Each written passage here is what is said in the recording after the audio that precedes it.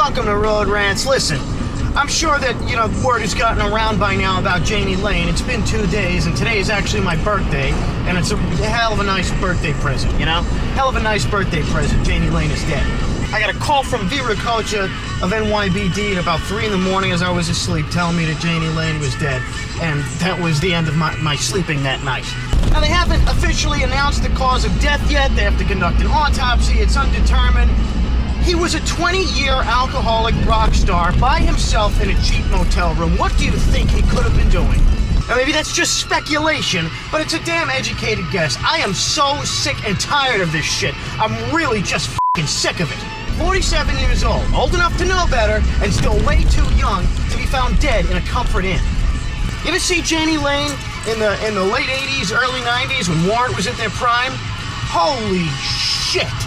All along I was never a big fan of Warrant. I liked Heaven, and I liked Uncle Tom's Cabin, and I liked Cherry Pie. And then about a year and a half ago, I was running around YouTube, and I found two videos of them performing So Damn Pretty and Down Boys. Holy shit! If that is not everything a rock and roll band is supposed to be, would you care to tell me what is? They were absolutely incredible when they were in their prime. Great guitar playing, great drumming, great songwriting. That's an essential ingredient. Great songwriting, massive energy on stage. Just, oh man. Jani Lane was a great frontman, really good singer, had all the energy and stage presence that any frontman should have.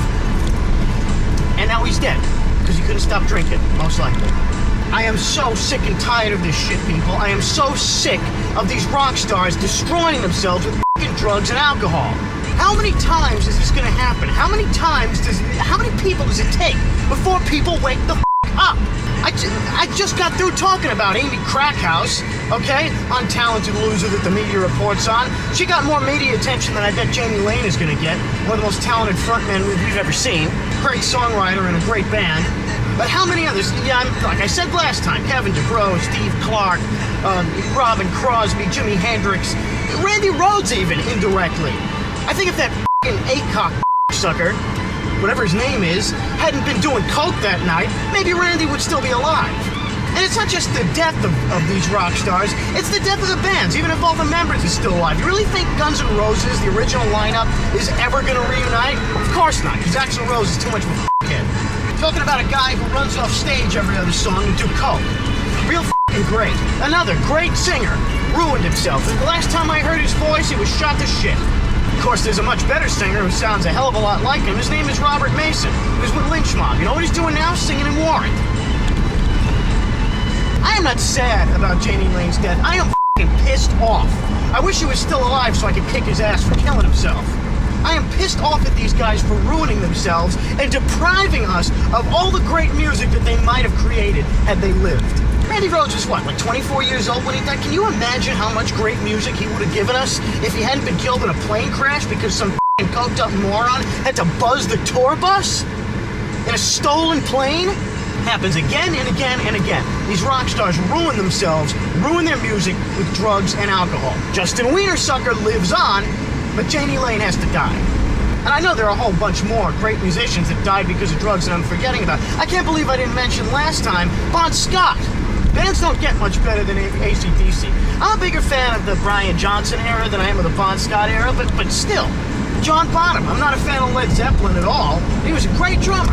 Another one killed himself with alcohol. Suckers like G.G. Allen, who I'll talk about some other time, them.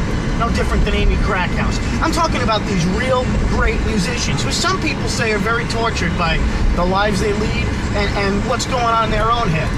Being an artist isn't always an easy thing, no matter how much money you make.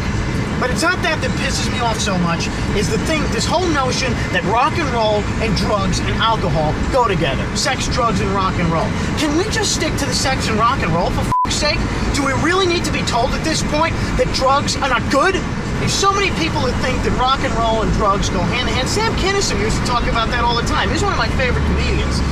But that is just such f***ing bullshit. Another comedian, Bill Hicks, who I'm not a fan of, said the same thing. Well, if you don't like drugs and alcohol, you better go and burn all your old records from the 60s because they were all on drugs and that's why they wrote the music. Bullshit! Bull-f***ing-shit! You don't need to be in a haze of drugs to write good music, okay? You ever seen Joe Satriani walk on stage cracked out?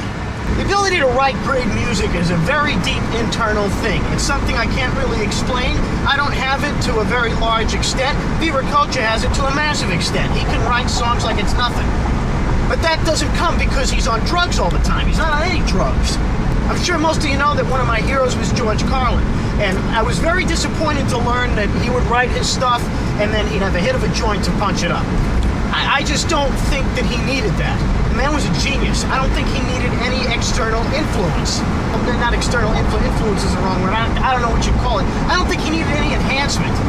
But it's always the rock stars, and it's a lot of comedians and a lot of actors. Anybody that's seen living on the edge, and there's no edge greater than rock and roll. It's supposed to be all about partying, living on the edge, living for the moment. Well, you know something? I like to live for the moment too, but I do it with my f***ing brains.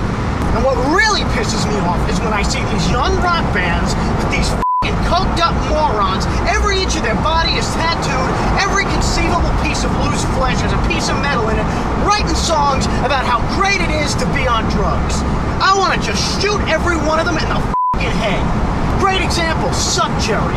Suck Cherry has a good song here and a good song there. Every other song is written about how much the guy loves to do crack. I've seen them twice, opening for Motley Crue and opening for Kiss.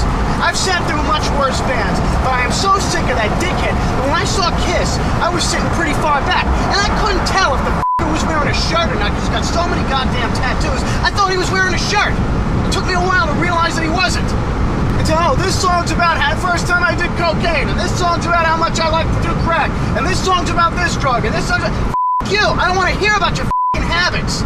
Do you really still think this is f***ing cool? How many of your f***ing heroes died from drugs? You want to be like them? Well, I encourage you. Go ahead, kill yourself with drugs. I don't care about f***ers like that are that f***ing stupid, and these bands that think it's so cool to be on drugs. I'm sick and tired of it because drugs don't make rock and roll. Drugs ruin rock and roll. Like I said, how much great music have we been deprived of because some dumbass couldn't take the f***ing needle out of his arm?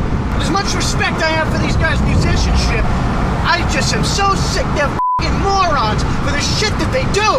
I'm sick of seeing a great band just go face first into the mud because somebody starts drinking or doing drugs, or they all do.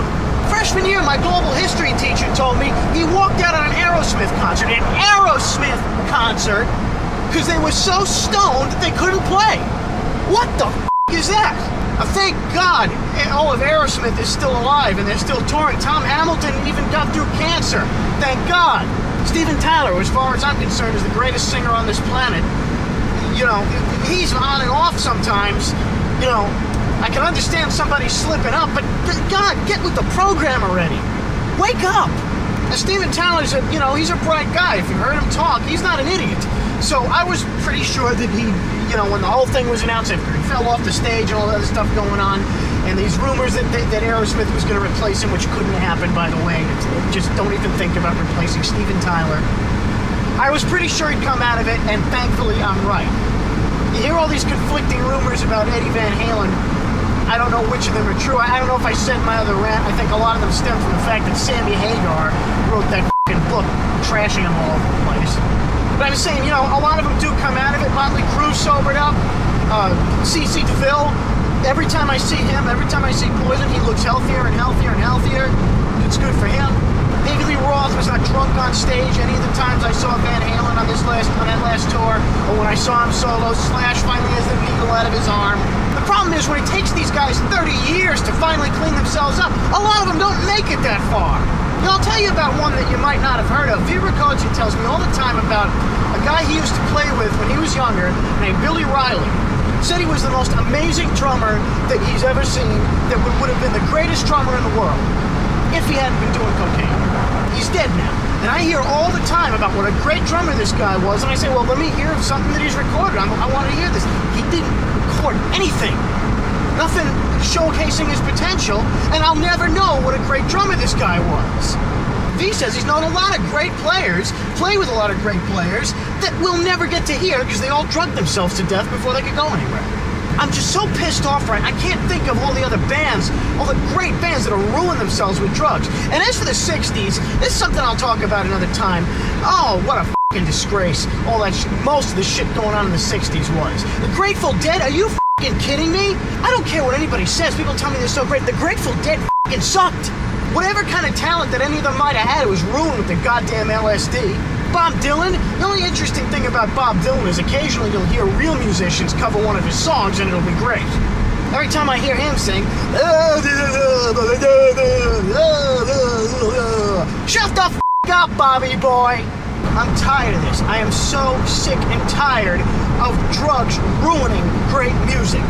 Listen, people, if you have any notion in your mind that drugs contribute to the advancement of music and the advancement of rock and roll and are responsible for all the great musicians and visionary songwriters and great players, you're f***ing stupid! So many great bands start off in a haze of drugs and alcohol, and they make great music, and they're in their 20s, and they metabolize the stuff like that, and they perform great, and then a few years go by, and they just nosedive, and I'm sick and tired of it. Drugs and alcohol ruin rock and roll. And I can think of no better example than what happened to Ray St. John of NYBD. He died of liver cancer brought on by hepatitis C, but he also had cirrhosis of the liver, which was a big contributing factor because he was drinking for so long. We all told him he's got to stop drinking, and now it's too late. I don't want to talk too much about his personal life. He had some problems, but yet another one gone. In part because of alcohol. And where to get the hepatitis C from? Probably from a needle in his younger days. Look, the point is, people, rock and roll and drugs, not only are they not inseparable, they should never meet. No great musician, what the f*** are you honking at, asshole? No great musician should ever be on drugs. If you haven't gotten that by now, then you're stupid, and that's all there is to it. Now, I'm not trashing Jani Lane. I am a fan of Warrant. I think he was a great songwriter and a really good singer and a great frontman. And I'll tell you a true story. I only got to see him perform once, on my 13th birthday. And that's right, and today is my birthday. I saw them on my birthday, and I'm talking about them on my birthday. They were opening for Alice Cooper along with Slaughter and Dokken. It was Slaughter, Warrant, Dokken, Alice Cooper. I went to see Alice Cooper. I missed Slaughter, I hated Warrant, and I hated Dokken, and this was, I believe, with most of the original members of Warrant, early 90s, when they were still in relatively good condition. I don't think the heavy drug use had started yet. And Dokken, original lineup. That's right, original lineup. And I hate them. You know why? Oh, and Tim Kelly was still alive. So original lineup of Slaughter, original lineup of Dokken, possibly the original lineup of Warrant. And I hated the three of them because I'm a f***ing idiot, and I'll admit that to you. I'm so much of an idiot, I drove way past my exit, and I'm not where I need to be. I'm still pissed at myself for that. It was a real idiotic moment in my life, and I'll never be able to live it down because we'll never see the original lineup of Warrant again. Yeah, honk all you want. So people, get this through your heads. I don't care where you stand in this world. I am sick of these musicians and bands destroying themselves with drugs. It has to stop. We have to get rid of this notion that if you're going to be a rock star, you got to drink and you got to do drugs. They go hand in hand, you got to party. Bullshit. We got to get rid of this notion and get rid of it for good.